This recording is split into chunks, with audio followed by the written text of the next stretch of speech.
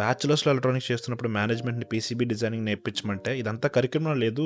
నువ్వు first M2 clear చెయ్యి అన్నారన్నమాట. అలాంటిది ఇప్పుడు నేనే ఒక పీసీబీ డిజైన్ చేసి అది మార్కెట్‌లోకెళ్ళి అది ప్రొడక్ట్‌గా మారుతుంటే ఉన్న ఫీల్ వస్తుంది భయ్యో!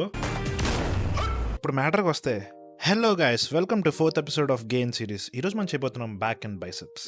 బాడీ వెయిట్ వచ్చేసరికి ఈరోజు 85.9 అయితే ఉంది. ప్రీ వర్కౌట్ మీల్ వచ్చేసరికి ఈరోజు మనం ఏం తీసుకోవట్లేదు. ఎందుకంటే ల్యాబ్ నుంచి వస్తూ లేట్ అయిపోయింది. గైస్ మన జిమ్‌కి అయితే స్టార్ట్ అయిపోయాం. మనతో పాటు ఈరోజు ఓవేష్ బ్రో అయితే జస్ట్ జాయిన్ అవుతున్నాడు అనమాట. సో మనం వెళ్తూ స్పార్‌లో అయితే ఆగి కొన్ని గ్రోసరీస్ అయితే తీసుకున్నాం. ఇదేదో గ్లూకోసైడ్ అని ఒక ప్రీ వర్కౌట్ లాగా ఉంటే అది ట్రై చేద్దాం అని తీసుకున్నాను. గైస్ జిమ్‌కి అయితే వచ్చేసాం. సో ఈరోజు సెషన్ అయితే అదరగొట్టేద్దాం. ఈరోజు ఎక్సర్సైజ్ వచ్చేసరికి ఫస్ట్ మనం పుల్అప్స్ అయితే స్టార్ట్ చేసాం.